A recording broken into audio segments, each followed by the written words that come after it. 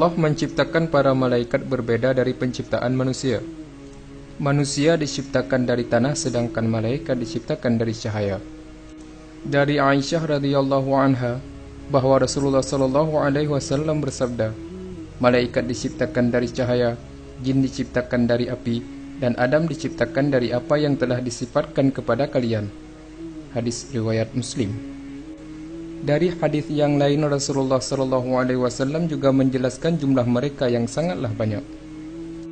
Tidak ada satu ruang selebar 4 jari, kecuali di sana ada malaikat yang sedang meletakkan dahinya bersujud kepada Allah. Hadis riwayat Ahmad.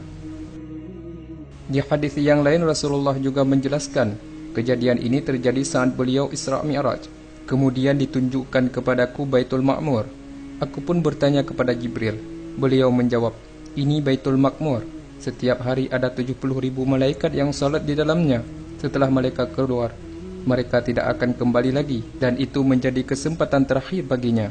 Hadis riwayat Bukhari dan Muslim.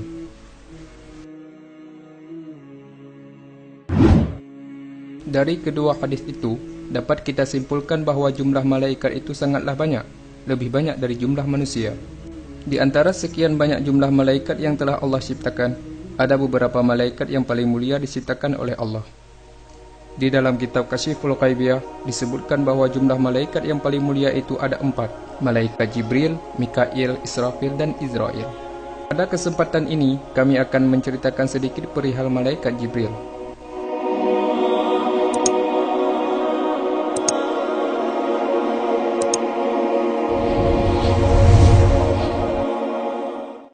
Berbicara tentang perihal malaikat Jibril, tentu akan semakin membuktikan betapa lemahnya logika kita. Betapa tidak, Allah telah mengabarkan bahwa para malaikat ada yang memiliki 2 sayap, 3, 4, atau bahkan lebih. Sedangkan akal manusia hanya mampu menggambarkan mereka dengan 2 sayap. Bagaimana kalau mencapai 1.600 sayap seperti Jibril? Masih sanggupkah akal kita menalarnya? Namun bagi Allah tak ada yang mustahil. Di kitab itu juga dijelaskan, malaikat Jibril mempunyai bulu yang lebat dari kepala sampai kaki. Matahari berada di antara 2 matanya. Malaikat penyampai wahyu ini tiap harinya masuk ke dalam laut Nur sebanyak 370 kali. Setiap ia keluar dari laut itu, berguguranlah bintik-bintik cahaya. Dan dari bintik-bintik itu Allah juga menjadikan beribu-ribu malaikat yang rupanya menyerupai Jibril. Pekerjaan mereka hanya mengucap tasbih kepada Allah Subhanahu wa taala sampai hari kiamat. Allah menamai mereka dengan sebutan Ruhaniyun. Aisyah radhiyallahu anha pernah bertanya kepada Rasulullah tentang 2 ayat di dalam Al-Quran.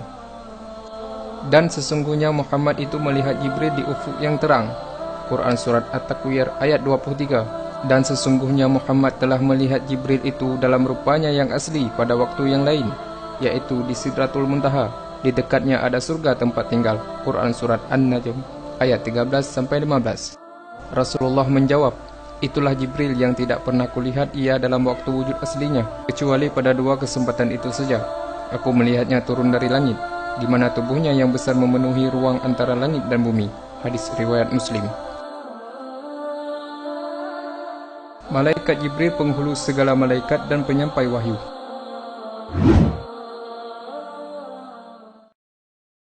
Allah Ta'ala mensifati malaikat Jibril dengan firman-Nya.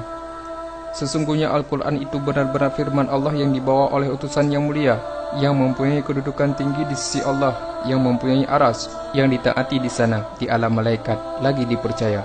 Quran Surat At-Takwir ayat 19-21. Surat yang lain Allah Subhanahu wa Ta'ala juga berfirman, yang diajarkan kepadanya oleh Jibril yang sangat kuat, yang mempunyai akal yang cerdas. Dan Jibril itu menampakkan diri dengan rupa yang asli. Quran Surat An-Najm ayat 5-6. Begitulah malaikat yang paling mulia di antara para malaikat. Karena kemuliaannya, Jibril mengemban amanah untuk menyampaikan wahyu kepada manusia yang paling mulia juga.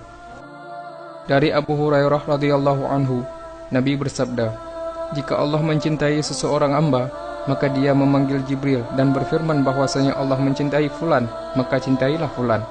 Dan Jibril pun mencintainya. Kemudian Jibril pun mengumumkan kepada penghuni langit bahwasanya Allah mencintai fulan, maka cintailah ia. Dan para penghuni langit pun mencintai fulan. Kemudian dikabulkanlah permohonannya di dunia. Hadis riwayat Bukhari. Ketika Jibril menyeru kepada para malaikat untuk mencintai seorang hamba, maka seluruh malaikat penghuni langit akan tunduk kepadanya.